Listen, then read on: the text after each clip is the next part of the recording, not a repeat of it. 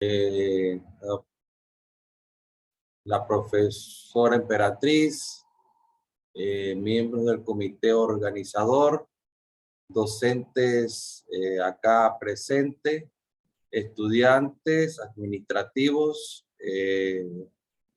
el conferencista, el doctor Armando Ríos. Bienvenidos acá a esta conferencia a todos. Esperemos que la conferencia llene las expectativas, el interés académico, el interés histórico. Nuevamente, no me canso de agradecer y felicitar al comité organizador que ha llevado a cabo este grupo de conferencias y de actividades culturales y académicas. Iniciamos el jueves y creo que ha sido un éxito hasta el momento y así lo demuestran los comentarios realizados a través de las redes sociales sobre nuestra facultad. Esperemos pues entonces que todo culmine. Tenemos todavía alrededor de 3 actividades más después de esta y culminando así el ciclo de celebración del Bicentenario de Panamá, que vuelvo y lo menciono, que yo creo que Dios nos ha dado a todos nosotros ese beneficio o esa oportunidad de haber participado en 3 eventos históricos. Uno, la entrega del canal a manos del pueblo panameño, los 100 años de la República de Panamá y ahora este bicentenario. Y el otro año se celebran 500 años de la fundación de Natá. Así que creo que es un privilegio histórico que nosotros vamos a poder participar en esto. Así que nuevamente el agradecimiento y bueno, esperemos el desarrollo de la conferencia con el mayor de los éxitos. Buenos días y muchas gracias. Muchas gracias, profesor Darmando. Profesor doctor Eliseo Ríos, decano de la Facultad de Ciencia de la Educación. Bien, también le damos la bienvenida a la profesora Sheila Osorio de Montero, la profesora Emperatriz, al conferencista, el doctor Darmando Ríos. eh, un saludo muy especial a los docentes y estudiantes que hoy nos honran con su presencia en la conferencia titulada Reflexiones en torno al Bicentenario, a cargo del doctor Darmando Ríos, en la cual vamos a hacer lectura de su hoja de vida, de su currículo, una persona con gran trayectoria, y de manera resumida vamos a leer todas sus experiencias, sus ejecutorias, sus estudios adquiridos. Estudios realizados. Doctor en Ciencia de la Educación, Universidad Autónoma de Chiriquí, 7 de marzo del 2018. Maestría en Didáctica de las Historias American Andragogy en la Universidad de Hawái el 15 de noviembre del 2018, evaluado y reconocido por la Universidad Autónoma de Chiriquí el 18 de marzo del 2019.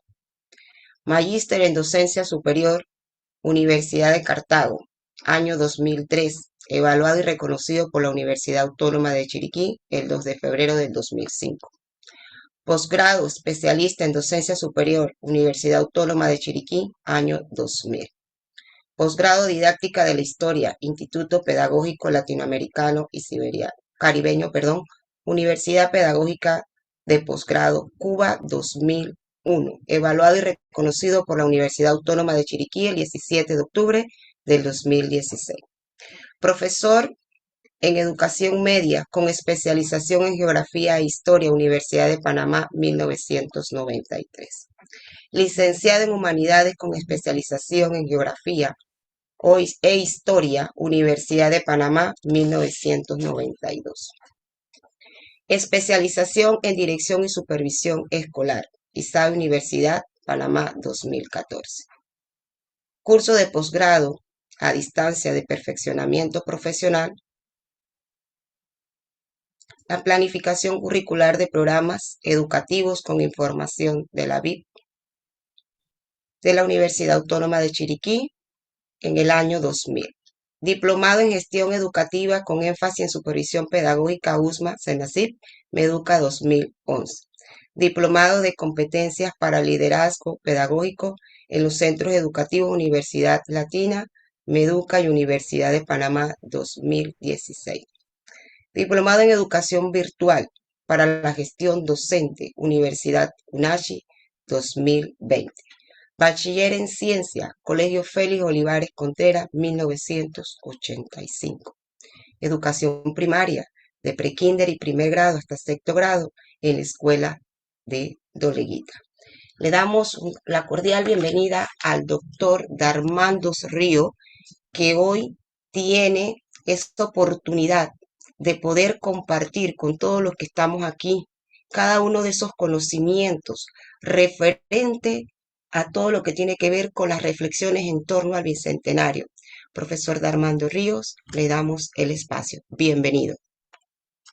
Bueno, muy buenos días a todos los que están participando en esta conferencia, al decano de la Facultad de Ciencia de la Educación, doctor Eliseo Ríos, a la secretaria administrativa de la facultad, a todos los docentes, a la profesora Isis, a todos los estudiantes que están en este espacio. Bueno, estamos ya solo a unas cuantas horas y segundos de conmemorar ese cumpleaños número 200 del bicentenario de nuestra independencia de Panamá, de España. Felicidades a todos y a todas en este bicentenario. Una de las inquietudes que tenemos y hemos visto es llegar a confundir quién es centroamericano. Es lo más todavía. Estuvimos leyendo y revisando muchos textos de historia, muchos textos de educación básica general, de primaria y educación media, donde tienen un sinnúmero de errores garrafales en cuanto a la historia de nuestro país. Esto se debe a que los libros que exigimos a veces para dar clase no son escritos por historiadores panameños, son escritos por historiadores de otro país. Y eso es lo más garrafal, porque no van a decir la verdad de nuestra historia. Vamos a presentar la proyección de esta conferencia.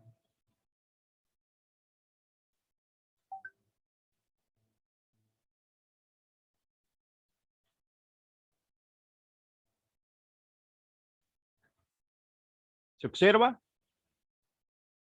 Sí, se observa, profesor. Ajá. Bueno, vamos a darle la conferencia, seminario, taller titulado Reflexiones en torno al Bicentenario de Educación, Cultura e Historia en Panamá. Ahí hacemos la presentación de lo que vamos a dar en estas reflexiones del Bicentenario a nivel de historia. Vamos con el siguiente pensamiento. Un pueblo que olvide su pasado e historia es un pueblo sin memoria histórica, sujeto al intervencionismo, al dominio y actuar de las naciones extranjeras. Tenemos que tener siempre presente en nuestra historia. A veces nos preguntamos, ¿por qué estudiamos historia? Es lo más importante en un país. ¿Por qué será que hay naciones extranjeras que quieren que olvidemos nuestra historia? La historia de un país, si nos vamos a analizar historia, nos podemos ir con una terminología, pero en realidad historia es la repetición de hechos ocurridos en ese país. Por eso es que estudiamos historia. Estudiamos historia es para que esos hechos históricos no se vuelvan a repetir con una mayor intensidad. Si se repiten en menor intensidad. Eso es lo que nosotros estudiamos. Si nosotros vamos a ver nuestra historia desde la época prehistórica panameña, es una historia de intervención. Nosotros siempre hemos sido una zona de tránsito. Lo fuimos en la época prehistórica panameña y en la época colonial lo vamos a hacer. Fuimos dominados durante la época colonial por los reyes católicos y así sucesivamente por militares. Panamá siempre durante la época colonial estuvo dominada por militares. Fue el coronel Segundo Villarreal quien el 10 de noviembre de 1821 toma la iniciativa del primer grito de la Villa de los Santos, que rápidamente se va a extender hasta la capital del país. Oye, y hoy sabemos que gritó todo el mundo. San Francisco en Veragua. Hasta Lange gritó en ese proceso independentista. Hasta llegar a lo que es el 28 de noviembre de 1821. La repetición de hechos ocurridos es lo que se da en nuestra historia. Es por eso que nosotros siempre tenemos, en 1904, ya cuando éramos república, ocurrió el primer golpe militar al mando del general Esteban Huerta. Y así se van a dar otros golpes militares en Panamá hasta llegar a interrupción de la democracia en nuestro país. Y nosotros estudiamos historia es para que nuestra democracia prosiga y no caer en una interrupción. Algo muy importante que nos trae a reflexión esta diapositiva es que nos hace ver que en el mes de octubre de este año entró un proyecto a la Asamblea Legislativa donde nos dice que si el padre de la historia volviese a nacer, no puede decir conferencias o dar clases de historia en nuestro país. Es exclusivo de todos los países del mundo, es exclusivo del nacional de ese país dar historia. Pero para eso tiene que tener un título de historia. Porque si no, va a decir un sinnúmero de ideas erróneas que se van a tomar como ciertas en nuestro país. Eso es significativo, ese proyecto que ha sido tomado. La Constitución vigente de 1972 dice que solo para ejercer historia hay que haber nacido en Panamá. Y aquí tenemos que todo el mundo quiere ser profesor, pero no son docentes. Al igual, todo el mundo quiere hablar de historia sin ser historiador. Y uno de los problemas que vamos a enfrentar aquí es el ser centroamericano. Si usted le pregunta a nuestros estudiantes, a algunos docentes, ¿usted es centroamericano? Y van a decir que sí. Y nosotros, dentro de la historia de América, no somos centroamericanos. Y eso lo vamos a explicar en esta conferencia. Ahí tenemos ahí que nos habla que la historia de Panamá, hasta el momento de la llegada de los conquistadores españoles, se calcula que la población indígena del istmo sería de entre 600,000 hasta 1,5 millones de habitantes. Encontramos varios grandes reinos y cacicazgos con su propia organización política y militar, donde una élite sacerdotal estructuraba un gobierno teocrático y representaba la nobleza. El resto de la población se dividía en nobles, militares, sacerdotes y un pueblo esclavo. Eso es lo que cuando llegaron los españoles encontraron.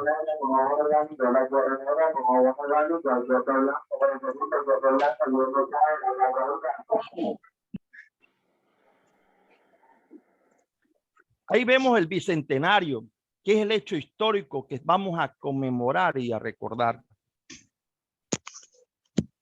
Mañana, 28 de noviembre del 2021, estamos conmemorando los 200 años de la Declaración de la Independencia de Panamá de España, proceso que se desarrolló entre el 10 y el 28 de noviembre de 1821, con la que Panamá recobra su independencia después de 321 años de vida colonial. Tuvimos unido 321 años a la madre patria España. La independencia de Panamá o independencia de Panamá de España fue el proceso emancipador que se desarrolló entre el 10 al 28 de noviembre de 1821, ¿verdad? Graciela, 321. ¿estás en casa? Lo que pasa es que estoy en una conferencia y no puedo escribir mi nombre. Por favor, cierren los micrófonos. Gracias. Vamos a citar aquí algunos situaciones de por qué nosotros nos independizamos de España. El abuso continuo de los gobernantes de turno, que fueron las causantes de la grave situación económica del istmo debido a las grandes restricciones que imponía España, de lo que llevó a una lamentable miseria. La Feria de Portobelo, cuya última versión de 1748 debilitó el papel transitivista del istmo, causando la crisis económica que llevó al despoblamiento de las ciudades comerciales y el tránsito que había en el interior. La Revolución Francesa, que representó una extraordinaria muestra de la democracia al abolirse la monarquía vigente en Francia y establecerse la república. El notable debilitamiento de España a causa de las invasiones de Napoleón, lo que originó el primer movimiento independentista. Vemos aquí la situación que estaba viviendo el istmo. El istmo, mientras nosotros estuvimos unidos a la madre patria España, podemos decir que hubo miseria, no hubo educación. No hubo educación. Acuérdense que los jesuitas van a ser expulsados. No va a haber educación. Tampoco cuando estuvimos unidos a Colombia hubo educación.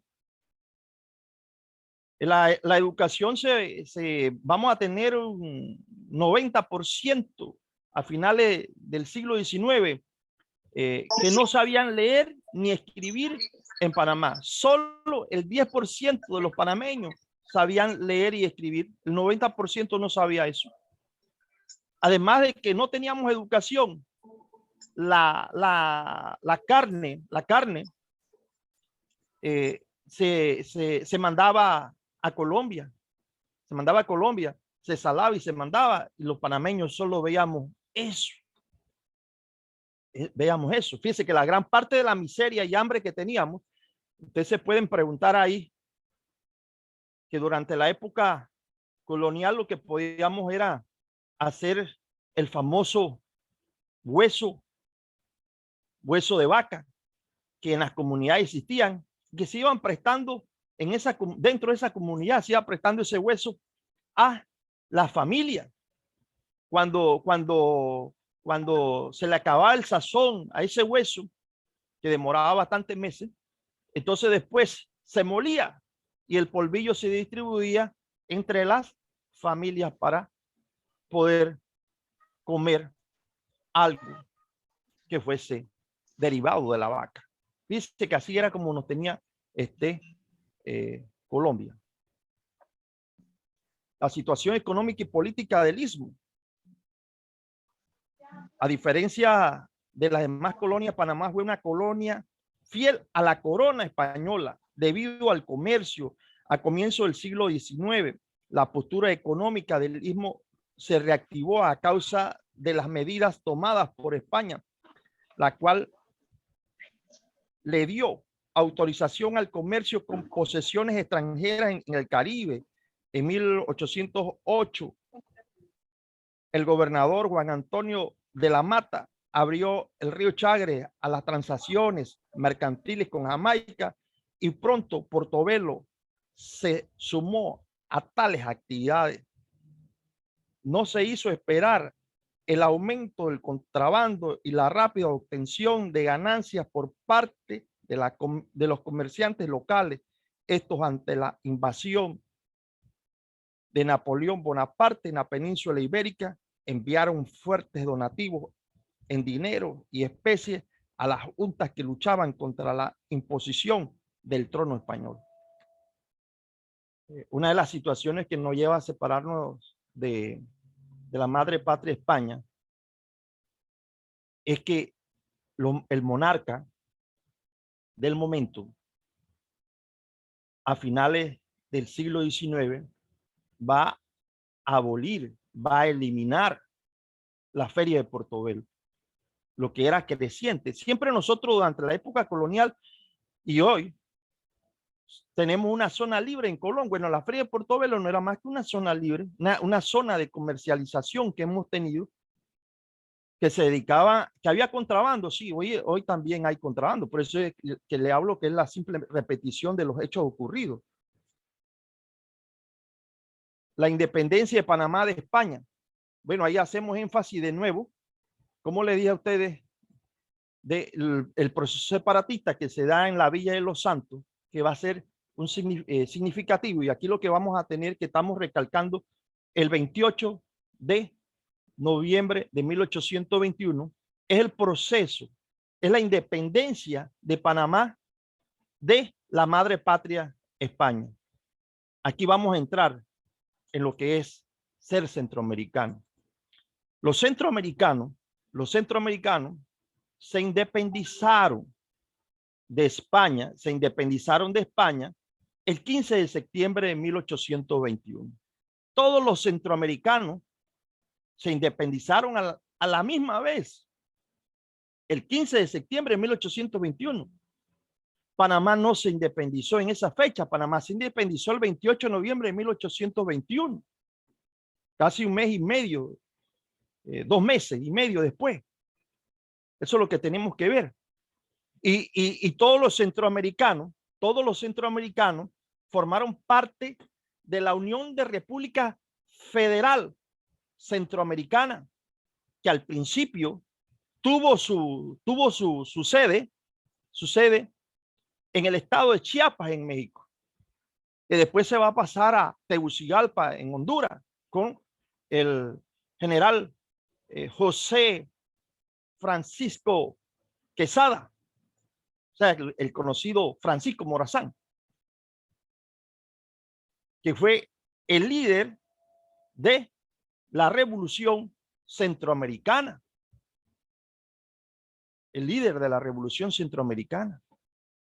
Nuestro líder fue Simón Bolívar, el libertador de América, el primer hombre en el mundo en llamarse americano, porque Simón Bolívar decía que el hombre que nace desde Canadá hasta las Pampas Argentinas es americano. Fíjense que ahí también llegamos a veces a confundir eso, y en las aulas de clase decimos que americano es aquel que solo nace en América del Norte. Es el error más grande del mundo. El primer hombre en llamarse americano, vuelvo a decirlo, fue Simón Bolívar, el libertador de América. ¿Oyeron? Tenemos lo siguiente, para que estemos más claros sobre el concepto centroamericano. Centroamericano es un concepto histórico. Centroamericano es un concepto histórico, y vuelvo a repetir, que aconteció el 15 de septiembre de 1821. Es muy distinto decir América Central. América Central es un concepto geográfico. Es un concepto geográfico que abarca los países continentales y los países insulares. Si fuese por decir, seríamos, si consideráramos América Central como un país, seríamos el primer país de América. El error por el cual muchos llegan, y en los libros está escrito, consideran al panameño mal como un centroamericano, es por un anglicismo de Estados Unidos de América.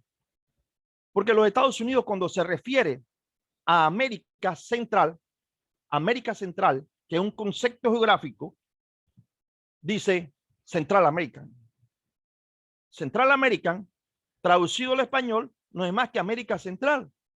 Pero como se hablaba en el siglo XIX, entonces los historiadores que no son panameños ven ese error como para definir a Panamá como centroamericano. Lo cierto es que los centroamericanos no nos consideran centroamericanos en ningún momento. Los centroamericanos no consideran a los panameños centroamericanos. Voy a darle un ejemplo. El José Francisco Morazán Quesada, el hombre que nació el 3 de octubre de 1792, que fue presidente de la República Federal Centroamericana. El hombre que no le daba participación a la Iglesia Católica, le fue quitando el poder a la Iglesia Católica. Y eso fue lo que hizo que los adversarios de él lo quisieran destronar, y lo destronaron. Porque gran parte del latinoamericano, cuando ve que el otro va surgiendo, es quítate tú para ponerme yo. Eso pasó con Francisco Morazán. Entonces, Francisco Morazán es sentenciado a muerte. Y Francisco Morazán huye hacia un país que no sea centroamericano, porque si él se queda en los países centroamericanos, si usted va a Honduras, y aprecia la bandera de Honduras, va a ver que tiene 5 estrellas. Esos son los 5 países centroamericanos. Entonces, Francisco Morazán dice, yo tengo que huir, tengo que irme al exilio. Entonces se va al exilio a un país que no sea centroamericano y se va a lo que conocemos, la República de Panamá, en la provincia de Chiriquí, en el distrito de David, allá en el barrio Bolívar, diagonal al Museo José Domingo Valdía. Ahí nació ahí vivió en el exilio Francisco de Morazán. Participó grandemente en la vida y en la cultura y en la historia y en la educación de nuestra provincia. Posteriormente, Francisco Morazán se va a Perú, otro país que no es centroamericano. Francisco Morazán va a regresar el 15 de septiembre de 1842 a un país centroamericano conocido como Costa Rica, donde es tomado inmediatamente prisionero y fusilado por ser centroamericano y estar en un país centroamericano. Eso es lo que le pasó al general José Francisco Morazán Quesada. Mientras él estuvo en un país que no fuera centroamericano, una provincia que no fuera centroamericana, que era David, Chiriquí y Perú, no le pasó nada. Entonces, eso es para que nosotros veamos la diferencia y el término que centroamericano es un concepto histórico. Fíjense cómo un centroamericano se salva. Ahora vamos a ver cómo un panameño se salva. Bueno, el doctor Belisario Porras. El doctor Belisario Porras. Ese hombre que llamamos el 3 veces presidente de la República de Panamá. En la guerra, participó en la guerra de los 1000 días. Empezó en Puerto Limones, allá en Punta Urica. Empezó combatiendo, va llegando, muy célebre por la batalla de los Llanos de San Pablo. Por eso que en los Llanos de San Pablo tenemos nosotros un museo en San Pablo dedicado a la guerra de los 1000 días. Y él va progresando, pero pierde la batalla en el puente Caledonia, 1902. Inmediatamente se dicta la orden de fusilar al doctor Belisario Porras. Y el doctor Belisario Porras no va a huir hacia Colombia, porque si huye éramos parte de Colombia. Allá lo iban a fusilar, si Colombia era el que estaba dando la orden de fusilarlo en la guerra de los 1000 días. Entonces, el doctor Belisario Porras se va a los países centroamericanos, porque en los países centroamericanos, como Panamá no es un país centroamericano, la orden de fusilarlo no procedía. Entonces el doctor Belisario Porras se va a El Salvador, donde además de ser militar, es educador y trabaja en la Universidad Estatal de El Salvador, dando clases de derecho. Después él pasa a Nicaragua, y el doctor Belisario Porras se opuso al movimiento separatista del 3 de noviembre de 1903. ¿Por qué se oponen? Porque dice que el movimiento separatista del 3 de noviembre de 1903 iba a estar auspiciado por los Estados Unidos de América, así que siempre íbamos a tener intervencionismo norteamericano en la vida del pueblo panameño. Y si usted ve la historia de Panamá, cuando nos convertimos en república, hay un enorme intervencionismo. Entonces, que en 1903, la Corte Suprema de Justicia panameña, que se instala por primera vez, le quita la nacionalidad al doctor Belisario Porras por oponerse desde El Salvador al proceso separatista de 1903. Él se opuso. Unos años después, se ve que era el hombre que podría dirigir a Panamá en los en lo de 1908 al 1922. Entonces, ¿qué hace la Corte Suprema de Justicia? Le regresa al doctor Belisario Porras la nacionalidad para que él pueda correr como presidente de la República. Y se ganó eso de ser 3 veces presidente de la República, el doctor Belisario Porras, muy famoso, ¿sí? Pero es para contarle que como no nos consideran centroamericanos, él huyó hacia Centroamérica, y si se hubiese quedado en Panamá o se va a Colombia, lo hubiesen fusilado. Esa es la verdad de lo que pasaba en aquel entonces. Los movimientos separatistas transformaron al istmo en sitio de exportador de ejércitos realistas, pues la situación de España y su colonia se había agravado. Los movimientos conducían a las guerras separatistas, la independencia de las 13 colonias de Inglaterra en 1796 para constituirse en Estados Unidos, acrecienta el tema de los movimientos independentistas de España por parte de varios panameños que propugnaban por un régimen de libertades comerciales civiles contra el desgastado régimen monárquico de Fernando VII de Borbón, que era el que nos gobernaba cuando nos dedicamos al proceso independentista. 1812 establece el virreinato del Istmo de Panamá como propuesta al contrabando y el establecimiento del comercio por el istmo. Fíjese que otra opinión, porque no somos centroamericanos. Cuando nosotros hablamos de los grupos indigenistas, la cultura mesoamericana, que es la cultura que estudia todos los grupos indigenistas centroamericanos. La cultura mesoamericana solo empieza en México y termina en Costa Rica.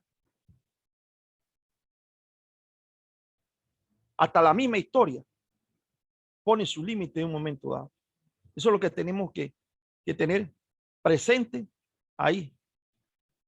Panamá perteneció durante la colonia al virreinato de Nueva Granada, que está en el sur,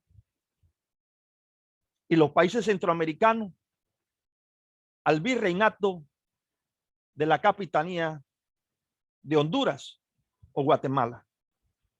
O sea que hay una diferencia. Los centroamericanos tenían su propio virreinato por el cual España los gobernaba, y y nosotros estábamos en un virreinato de América del Sur. A pesar de que de aquí se mandaba todo y se hacía todo el proceso de colonización en un momento dado.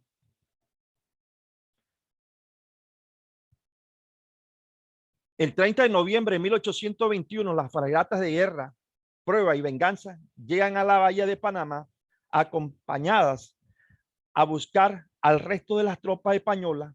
Los capitanes españoles José Villegas y Joaquín Soroa firman un tratado de paz con el coronel José de Fabra el 4 de enero de 1822 entre la monarquía española y los patriotas, donde acuerdan la no agresión a los territorios del Istmo y la retirada de las tropas de todos los barcos de la corona española de la nueva nación ismeña. Entonces tenemos que tener claro para desmentir otra falacia grande que hay, que dice que nosotros, es cierto que nosotros nos unimos voluntariamente a Colombia, pero dice que nos unimos voluntariamente a Colombia por el temor de que los españoles nos reconquistaran.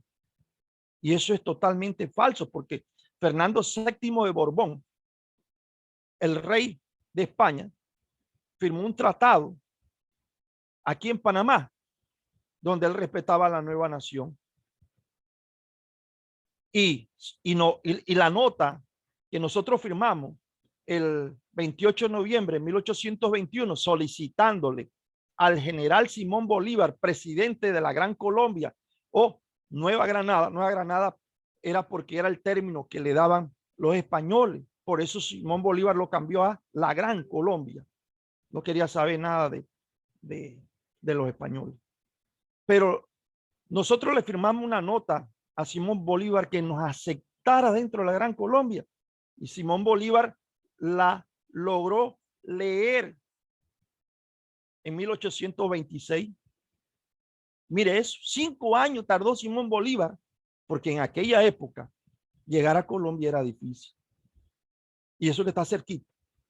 Pero demoró 5 años. Y ese día, en 1826, se declara que Panamá forma parte de la Gran Colombia. 5 años, en 5 años estábamos solos. Eso es como cuando usted diga un hijo solo, va para arriba y para abajo. En esos 5 años no nos iban a reconquistar porque ya habíamos firmado un tratado con la madre patria España, donde ella nos respetaba como una nueva nación. Mientras los países centroamericanos pasaron todos a ser república, Panamá pasó a ser, en buen panameño, una provincia. Una provincia cuyo significado es departamento de la Gran Colombia. Dice, nosotros solo pasamos a ser una provincia y todos los países centroamericanos, el 15 de septiembre de 1821, pasaron a ser república. Y todas esas repúblicas, que fueron 5, se unieron entonces a formar lo que es la Unión de Repúblicas Centroamericanas, que al principio el estado de Chiapas fue su capital en México. Después, posteriormente, México no formó parte no siguió formando más de Centroamérica, siguió formando entonces por eso es que se pasa la capital a Honduras, Tegucigalpa, porque empieza la figura de el general José Francisco Morazán Quesada, que era el libertador de Centroamérica. Él, claro que estaba basado en los ideales de Simón Bolívar, porque todos los generales seguían a Simón Bolívar en un momento dado. Ahí vemos pues la independencia de Panamá de España, causas que son las revoluciones americanas, francesas, el sentimiento de nacionalidad de los criollos. Deseaban la independencia del Istmo, las restricciones económicas españolas que había en la época y la popularidad del triunfo de Simón Bolívar y José de Sucre. Entonces, muy importante, la figura de José Antonio Sucre. Era el segundo jefe militar al mando cuando Simón Bolívar, el 4 de mayo de 1830, renunció, porque Simón Bolívar se percató que había la gente quería ser presidente de la Gran Colombia, 1830. El pensamiento de Simón Bolívar nada más va a durar hasta 1830, porque Simón Bolívar dice, bueno, ante tanta mala fe, ante tanta envidia, yo voy a renunciar a la presidencia de la Gran Colombia. Y él renuncia a la presidencia de la Gran Colombia el 4 de mayo de 1830 y se dirige a entrar a Venezuela. Nunca llegó a Venezuela porque él fallece el 17 de diciembre de 1830, allá donde un gran amigo de él, Pedro, en Santa Marta, casi cerquita de Venezuela. Simón Bolívar, si usted lee los textos de historia, dice que Simón Bolívar murió de tuberculosis. ¿Qué cosa? No se han actualizado los textos de historia en Panamá. Simón Bolívar no murió de tuberculosis. Simón Bolívar va a hacer, se le va a solicitar hacerle la autopsia en el siglo XXI. Porque hoy podemos determinar qué clase de tuberculosis era la que tenía Simón Bolívar. Y nos percatamos, según Paul Auertaps, doctor científico de los Estados Unidos de América, quien le va a hacer la autopsia actual a Simón Bolívar. Él es de la Universidad de Johns Hopkins, y en la conferencia clínico patológica histórica de la Universidad de Maryland, donde hubieron varios patólogos, se llegó a la conclusión de que Simón Bolívar murió envenenado de arsénico. A Simón Bolívar se le suministró pequeñas dosis de arsénico. La situación es que cuando una persona es envenenada por arsénico, tiene las mismas causas de muerte y tuberculosis. Por eso en aquella época todo quedó tapado. Simón Bolívar murió de tuberculosis. Hoy sabemos que es que los enemigos de Simón Bolívar lo mataron, lo envenenaron. Y que ese arsénico provocó 6 meses antes de su muerte que no se le escuchara su voz, producto de que el arsénico le provocó un tumor en los pulmones a Simón Bolívar y sangrado. Eso hacía que Simón Bolívar no pudiese hablar demasiado. Fíjese cómo la República, la Gran Colombia, le agradece a Simón Bolívar, el libertador de América, lo que él hizo. Los detractores de la patria en un momento dado. Eso es lo característico del latinoamericano. El latinoamericano, cuando ve que alguien está surgiendo, vamos a meterle la zancadilla, vamos a meterle el pie. Eso lo hicieron con el general José Francisco Morazán Quesada y lo hacen con el libertador de América. Fíjense que el libertador de América es el primer hombre en llamarse americano.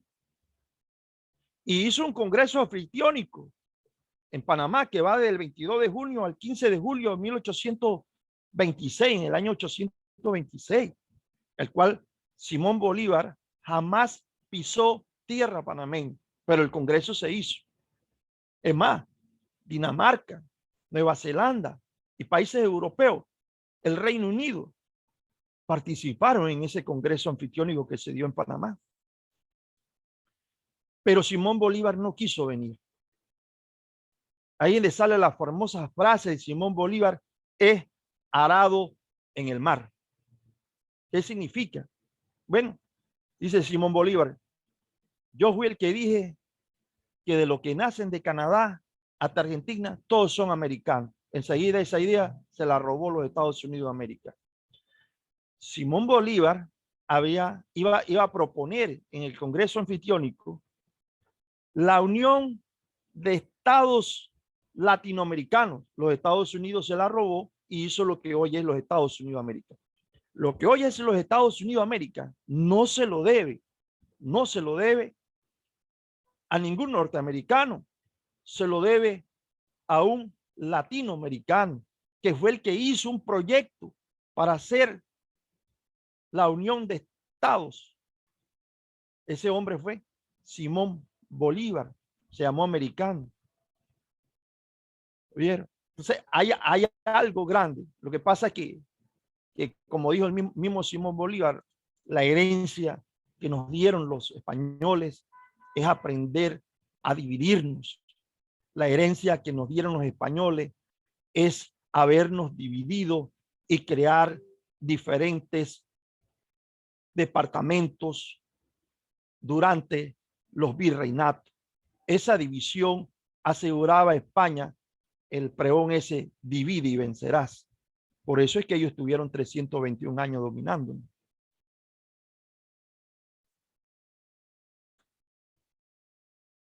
En 1821, luego de la independencia de Panamá de España y su unión voluntaria a la Gran Colombia de Simón Bolívar, la ciudad de Panamá pasa de capital de Castilla de Oro al Ducado de Veraguas a ser la capital del departamento del Istmo. La unión de Colombia se llevó a cabo con intenciones autónomas que Colombia nunca aceptó en 1830, 1831, 1832, que van a ser los movimientos separatistas que se dan.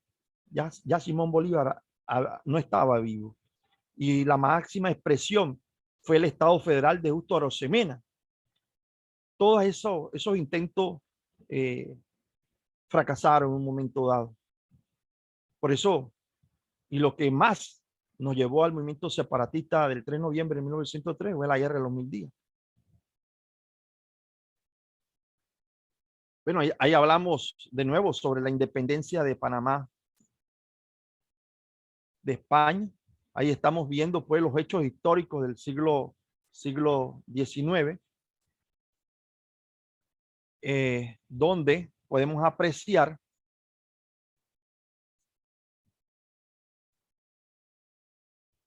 que en el siglo XIX confundían lo que yo le estaba diciendo, se confundía al americano que vive y habita en América Central, que es un concepto geográfico en los términos sureños o centroamericanos.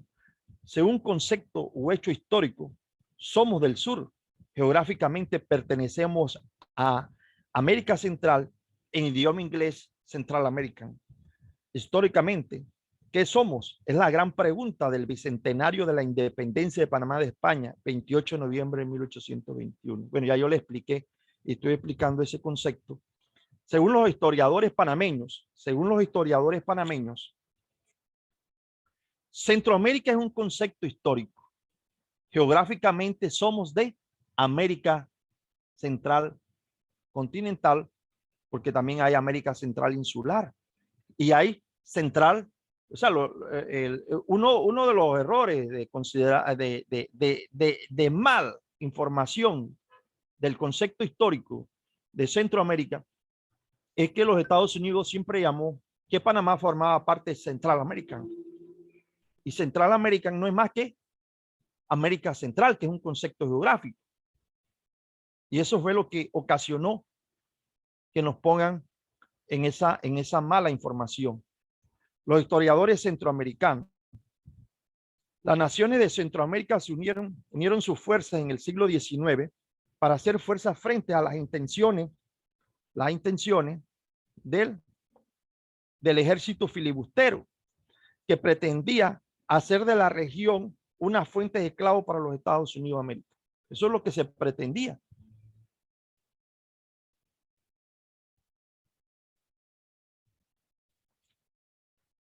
Historia de América Central o Central América. Bueno, Ahí le estábamos diciendo y que lo hemos dicho, la Centroamérica pertenecía a la Capitanía General de Guatemala, conocida también como el Reino de Guatemala. La República Federal de Centroamericana, que al principio tuvo su capital en el estado de Chiapas, en México, y ya lo hemos dicho, lo hemos explicado, esta que está aquí. América Central y Panamá pertenecía bajo la jurisdicción de Nueva Granada. Históricamente Panamá nunca perteneció a Centroamérica. Y le conté lo del doctor Belisario Porras. ¿Por qué muchos centroamericanos no piensan en Panamá cuando hablan en Centroamérica y viceversa? Los panameños tampoco pensamos en mucho. El que sabe el concepto bien de centroamericano. De hecho, aunque sus marcos legales, los países centroamericanos hoy definen claramente la ciudadanía de cada país. Luego, hay la distinción de ser centroamericano. Eso siempre está en las constituciones. Destaca el historiador costarricense Héctor Pérez Brignoli de la Universidad de Costa Rica. La distinción de centroamericano siempre tiene un estatus especial. No es común en otras zonas de América. Lo dice el historiador de la BBC del Mundo. El pasaporte guatemalteco, por ejemplo, todos los pasaportes de los países centroamericanos, ellos dicen centroamericano. El pasaporte de Panamá no dice centroamericano porque Panamá no participó en el hecho histórico del 15 de septiembre de 1821. Los vehículos de los centroamericanos dicen su placa en la parte de atrás, centroamericano.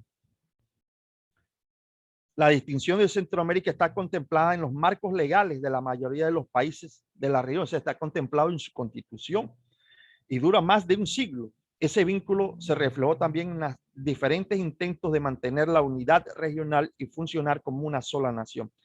De hecho, en algún momento la mayoría de los países de América Central o lo que fueron una república. Y todo ese pasado común es el que ayudó a construir y ahora está implícito en el nombre de Centroamérica. Centroamérica, vuelvo a repetir, es un hecho histórico.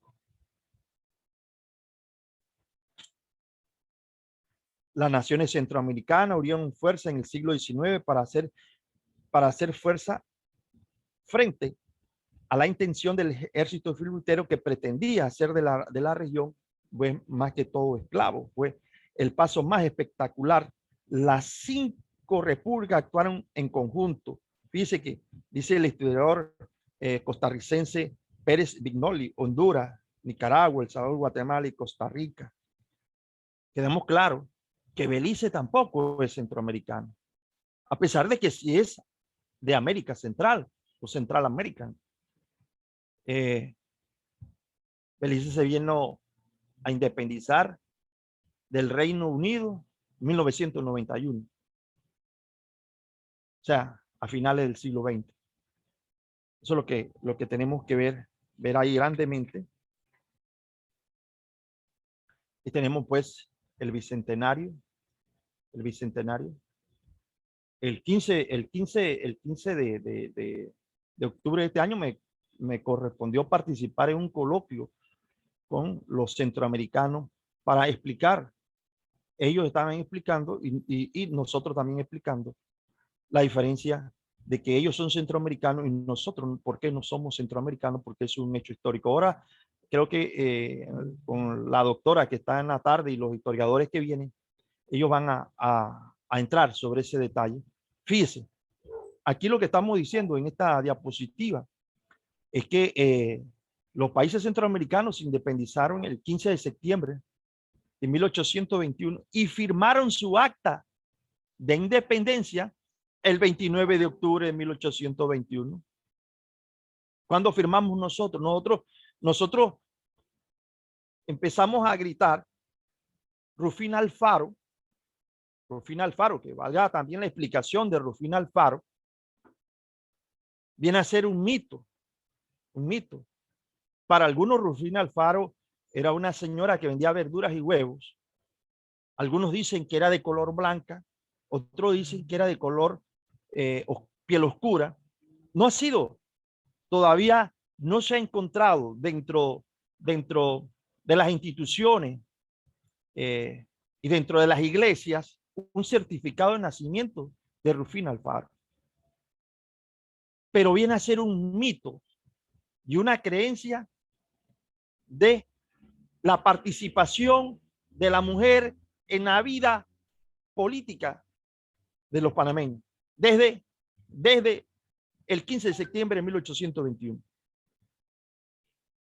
Esa participación de Rufina Alfaro fue motivo histórico para que las mujeres participaran en la guerra de los 1000 días. Panamá es un país que le viene a dar en la década del 40 del siglo XIX la participación a la mujer, el derecho a ir a la elección, el derecho a votar. Somos un país que ocultó la participación histórica de la mujer en la vida de nuestro país. Acuérdense que los países latinoamericanos son por excelencia países machistas. Esa es la verdad. Y ocultan la participación de la mujer.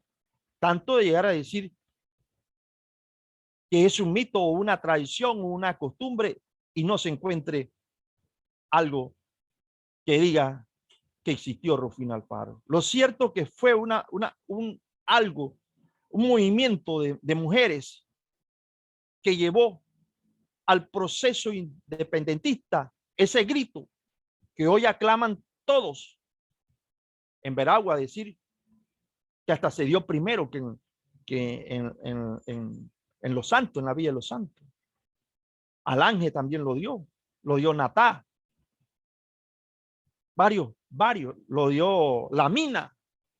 En La Mina también lo dieron, La Mina de Los Santos. O sea, es el significado, la participación de la mujer dentro del proceso histórico, dentro de la vida histórica panameña, que no quede olvidada eso, porque se dio de motivación para la participación de la mujer en la guerra de los 1000 días. Y vemos ahí lo que le estoy diciendo, que voy a recalcar de nuevo, que el acta de independencia de los países centroamericanos, de los centroamericanos, se firmó el 29 de octubre de 1821. Nosotros lo firmamos. Empezó el 10 el grito y el acta de independencia la firmamos el 28 de noviembre de 1821. Posteriormente vamos a hacer hasta un tratado con la madre patria España. Bueno, ahí basamos ahí la unión, el periodo de unión que tuvimos con Colombia. Ahí hablamos sobre el bicentenario, sobre el historiador panameño ya, historiador costarricense.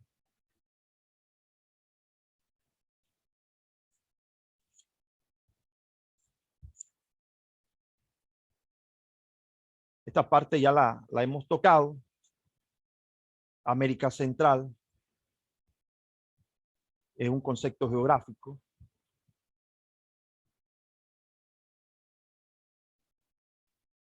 Vamos a hablar sobre algo muy importante, que es la gastronomía panameña, desde la época colonial hasta nuestro día.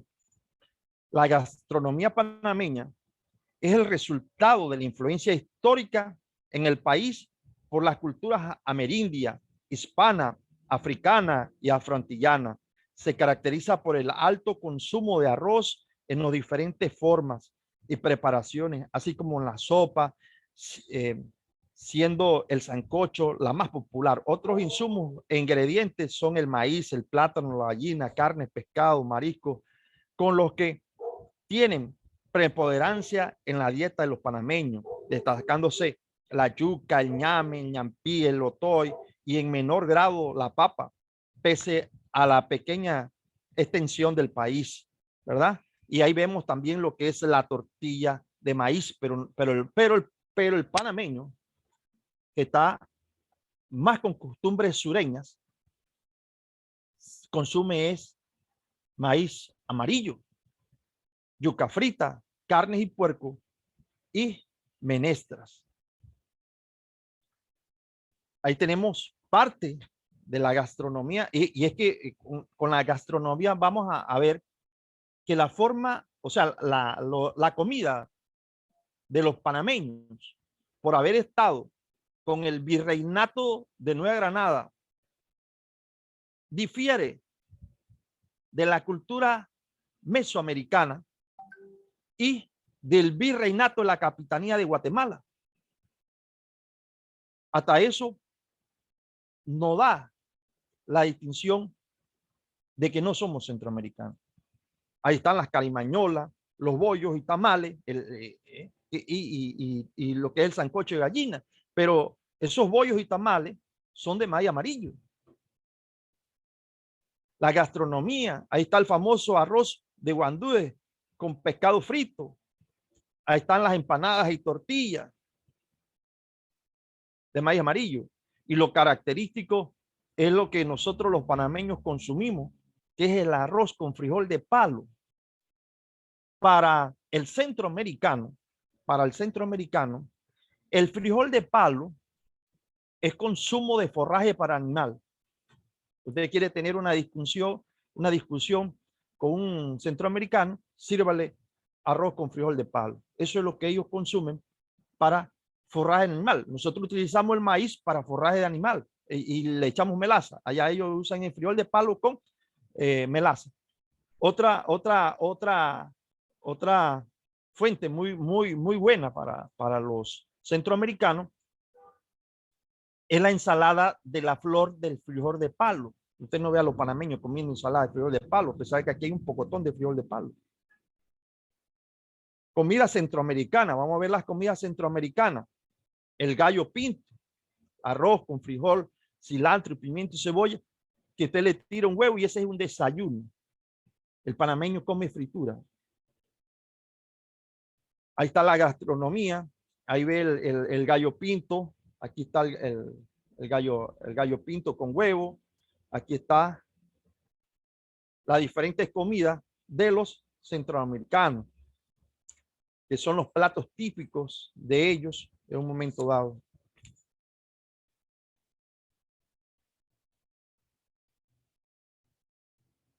Ahí está el casado con este característico frijol negro pequeño, que sí se vende en Panamá, pero no se consume en gran escala, como el poroto, que es la comida típica del panameño: arroz, poroto y carne y tajada. Los bocadillos que tienen, por ejemplo, los centroamericanos. Ahí usted ve el chiverri, los suspiros, las quesadillas. Ese es el chiverri. Chiverri no es más que una fruta del tamaño de la sandía, pero la parte exterior es fuerte como la totuma. Usted, para sacarle la pasta esa al chiverri,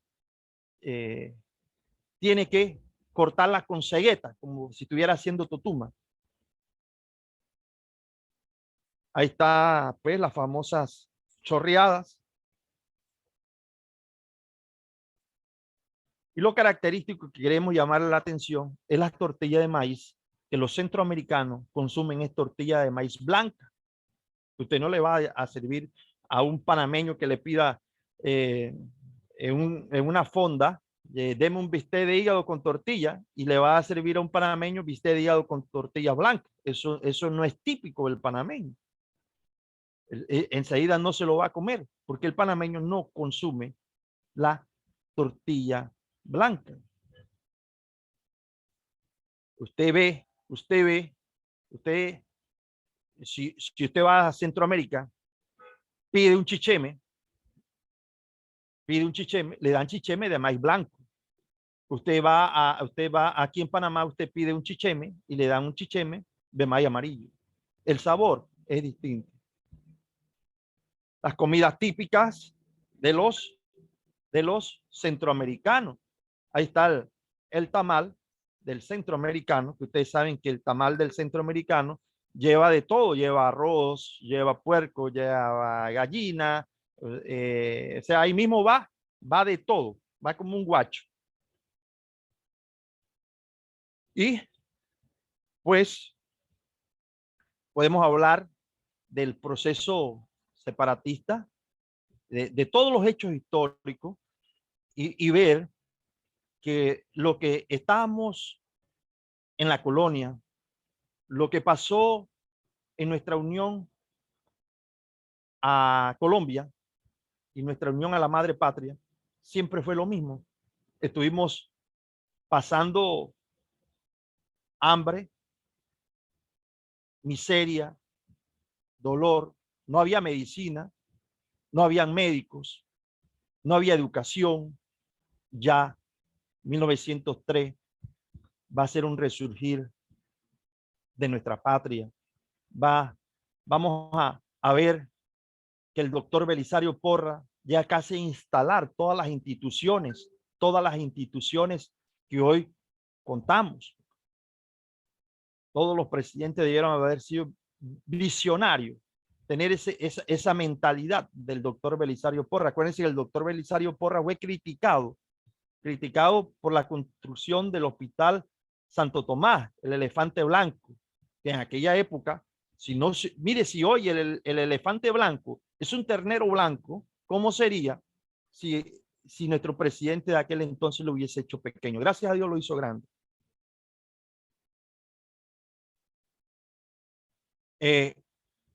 Podemos traer la confusión de que Panamá forma parte del Parlacén centroamericano, pero Panamá forma parte del Parlacén centroamericano porque acuérdense que Panamá, Venezuela y Colombia fueron llamados para traer la paz en Centroamérica a través del Pacto de Contadora. Y el Pacto de Contadora fue el que llegó a crear el Parlacén centroamericano para activar la economía de Centroamérica. Pero esto, el Parlacén centroamericano no es más que como una organización cívica. Fíjese que República Dominicana, que no hemos hablado de República Dominicana, no es centroamericano, pero República Dominicana, al igual que Panamá, pertenece al Parlacén centroamericano, porque lo que buscan es el comercio, y a Panamá le resulta sumamente ventajoso comercial con los países centroamericanos. Eso es significativo. Entonces, lo que queremos dar a entender aquí es que Panamá no es un país centroamericano. Que Panamá es un país que históricamente, según la cultura mesoamericana, tampoco podemos decir que es centroamericano, porque la cultura mesoamericana es de México hasta Costa Rica. Panamá no formó parte de la capitanía de Guatemala o del virreinato de Guatemala, que involucra a México hasta Costa Rica. Panamá formó parte del virreinato de Nueva Granada, que es lo mismo. El virreinato de Nueva Granada no era más que lo mismo que la Gran Colombia. Por eso que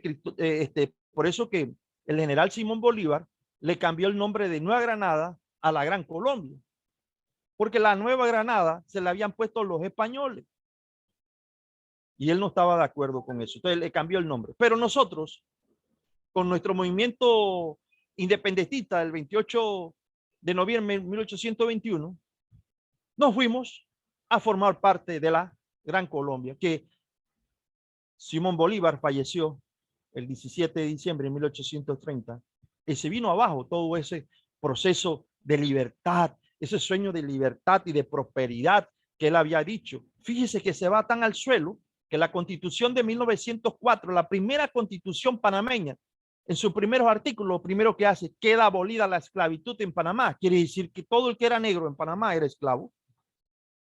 Entonces no habíamos visto el sueño de Bolívar, porque Bolívar falleció en 1830. Acuérdense que Bolívar nos aceptó en 1826 y 4 años después fallece Simón Bolívar. Entonces pasamos de amos, cambiamos solo de amos. Teníamos de amo a la allá a la madre patria España y pasamos de amor a la Gran Colombia. Eso fue lo que pasó en ese momento histórico. De esta manera, hemos querido dar a entender lo que es el centroamericano y la diferencia que Panamá no forma parte del Panamá forma parte del Parlacén centroamericano, pero desde el punto de vista, y Panamá forma parte del Parlacén centroamericano a partir del 2011, por conveniencia comercial entre los países de América Central, porque aquí forman varios países de América Central, como República Dominicana, forman parte del Parlacén centroamericano, no es exclusivamente el concepto histórico. Muchas gracias y bendiciones. Si hay alguna pregunta, estamos aquí para resolverla.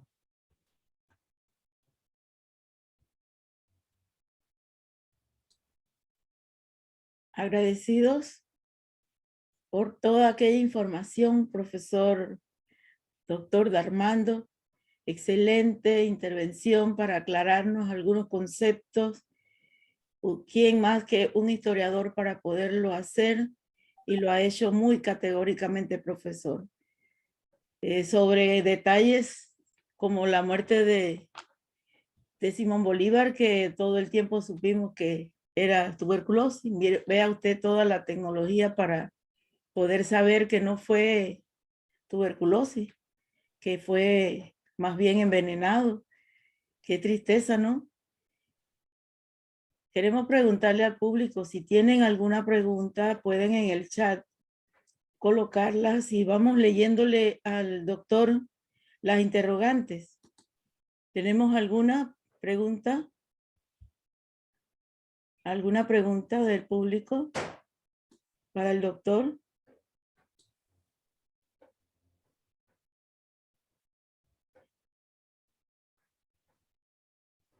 ¿Alguna pregunta del público?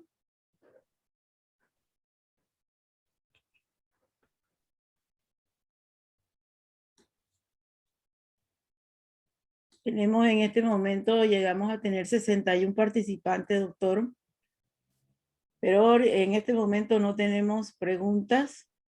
¿Alguna aclaración, alguna aporte también se puede? Porque tenemos muchos docentes aquí con nosotros. ¿Alguna reflexión? Como no, como dijo la profesora Emperatriz, fíjese que si nosotros nos empezamos a leer todavía los libros que damos en primaria y que damos en educación media, sale que Simón Bolívar murió de tuberculosis, ¿verdad? Y Simón Bolívar muere a la edad de 47 años. 47 años tenía Simón Bolívar, era un hombre joven todavía. Todavía él podía llevar a cabo los ideales esos que él se planteó.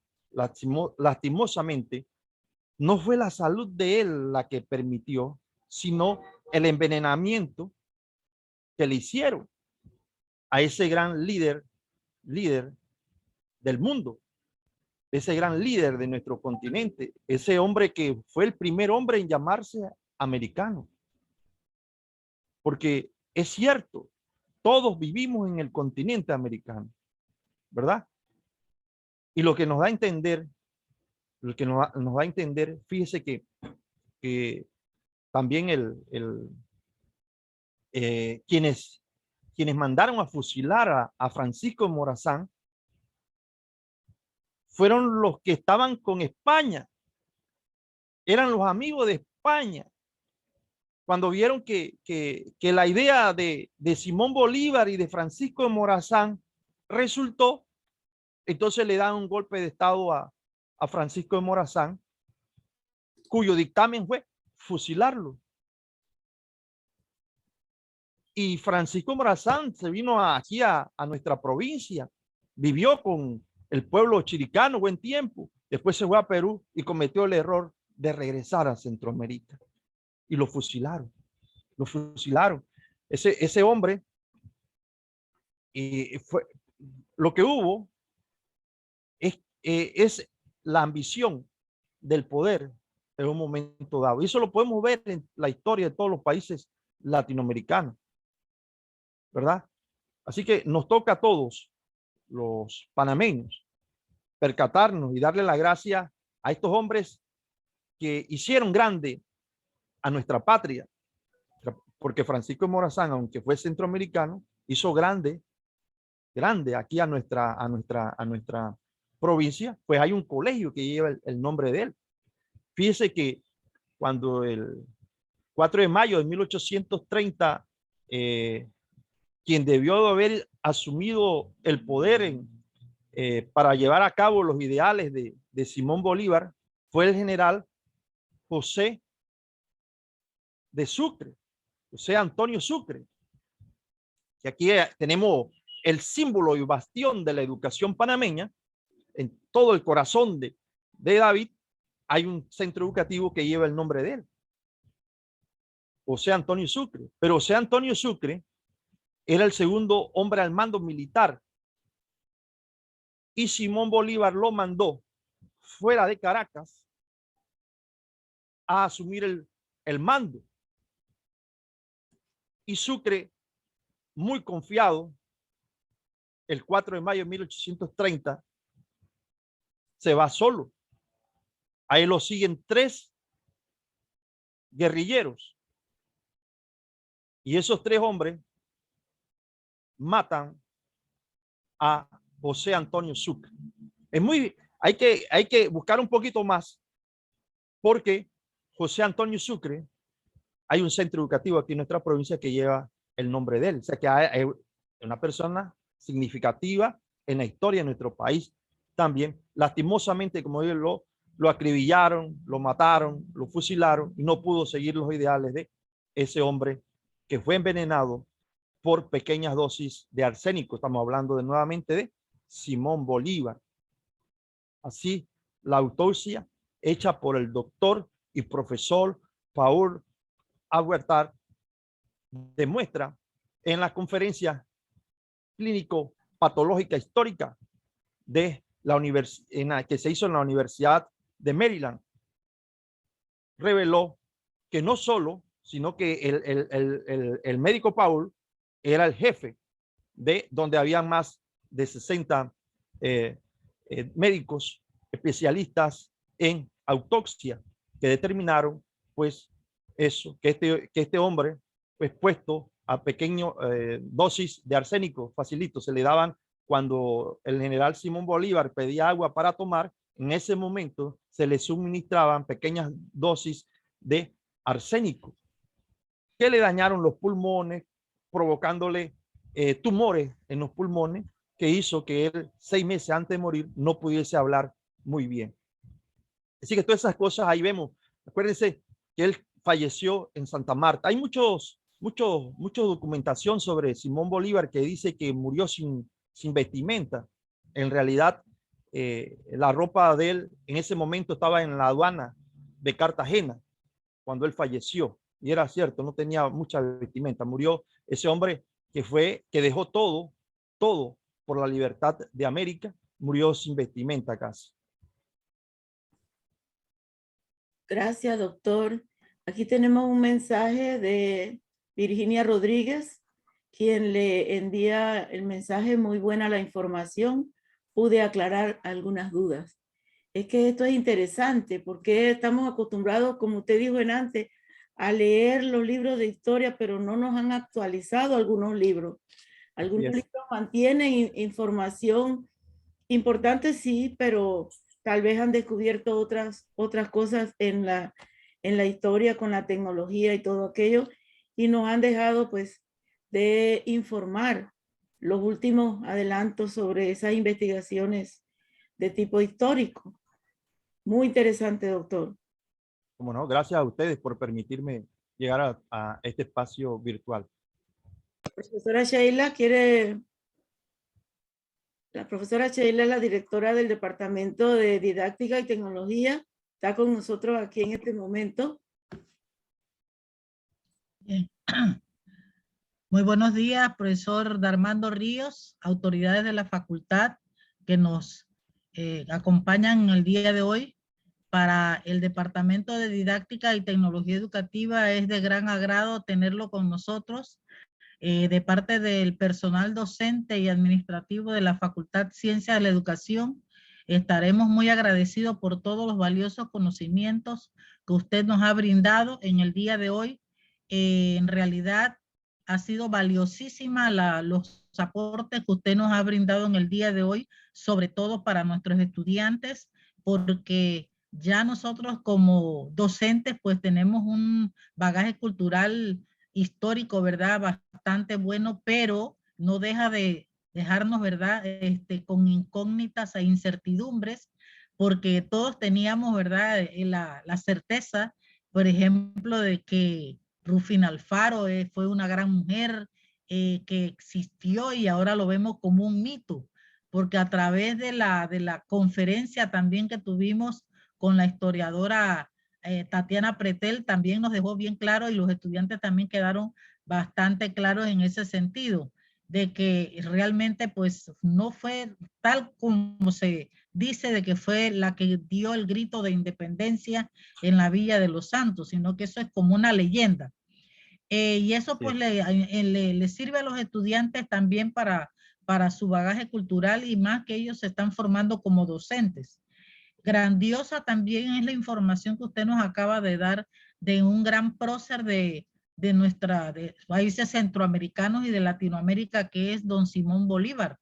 ¿Verdad? Que siempre lo teníamos, ¿verdad? Como un gran baluarte histórico y lo tendremos como siempre, más que él fue el que ideó el primer congreso fictiónico en nuestro país, anfictiónico. Para nosotros, pues, vuelvo y le reitero, ha sido de gran, muy valioso, muy importante todos los aportes que usted nos ha traído en el día de hoy. Nosotros nos sentimos muy orgullosos de contar con usted como historiador en la provincia de Chiriquí, igual que la licenciada Tatiana Pretel. Sabemos que hay muchos otros historiadores que se sienten atraídos, ¿verdad?, por esa historia de nuestro país, Panamá, que tiene tanta riqueza en cuanto a su historia y en cuanto a su gastronomía y en cuanto a su turismo y en cuanto a muchas otras cosas que podríamos mencionar. También nosotros estamos muy contentos porque hemos tenido una población, una asistencia bastante buena de los estudiantes, lo cual nos indica que los chicos están bastante ansiosos de conocimientos. Por ejemplo, yo estoy dictando un curso de didáctica de las ciencias sociales y en realidad les puse hasta una investigación sobre el Bicentenario y todos estos conocimientos les va a servir a ellos para recaudar informes para esa investigación. Así que no debemos estar apartados de todos estos conocimientos como docentes para que nuestros estudiantes se interesen cada día más en nuestra historia patria, en nuestros símbolos, en nuestros elementos representativos, y que son ellos los que tienen que impulsar, fomentar estos conocimientos en el futuro a los estudiantes que van a estar a su cargo. Así que muchísimas gracias en nombre del personal docente de la Facultad de Ciencia de la Educación, especialmente del personal del Departamento de Didáctica y Tecnología Educativa, el cual es uno de los organizadores de estas actividades académicas que tenemos desde el 25 hasta el domingo 28. Muchísimas gracias, que Dios siempre me lo acompañe y bendiciones. Gracias mil. Gracias. Bendiciones. Muchas gracias. Muchas gracias. Tenemos una pregunta, profesor Darmando. Dígame. Tenemos el estudiante Exer Real. Desea que le refuerce el concepto de latinoamericanos. Bueno, el concepto latinoamericano es todo aquel hombre que nace en lo que es desde México hasta la Pampa Argentina. Ese es un latino. Todo hombre de habla español y de habla portuguesa también, porque incluimos ahí a los que son los hermanos brasileños, ¿verdad? Incluso podemos decir que Belice, aunque haya sido conquistada por los ingleses, es una nación latinoamericana. Incluso en las Antillas, que tenemos aquellas que fueron colonizadas por franceses, pero tienen algo en común, que es el latín. Por eso somos latinoamericanos, todo aquel ella persona de habla raíces latinas. ¿Oyeron? Pero viene a ser un sinónimo casi de discriminación, por lo que Simón Bolívar dijo que nosotros somos americanos, porque americano es todo el hombre que nace desde Canadá hasta las Pampas argentinas, y no solo una región del continente americano. En realidad, todos somos americanos. Ok, listo. Bueno, creo que esas son las consultas. Nuevamente darle las gracias, doctor Armando Río, por su excelente presentación. Creo que todos los que estamos en la sala nos ha ilustrado, nos ha ayudado a recordar diferentes sucesos, eventos históricos de nuestro Panamá, que no está de más porque, como usted lo dijo claramente, conocemos muchos especialistas en esta área, pero historiadores que nos expliquen como usted lo ha hecho son pocos. Así que le agradecemos su presentación. Le damos las gracias a la asistencia al doctor Eliseo Ríos, decano de la facultad, a la profesora Emperatriz, a la profesora Sheila, a todos los docentes y estudiantes que hoy pues se han ilustrado y han asistido a esta conferencia de gran relevancia para todos los panameños y sobre todo ahorita que estamos resaltando el bicentenario. Muchísimas gracias, bendiciones para cada uno de ustedes.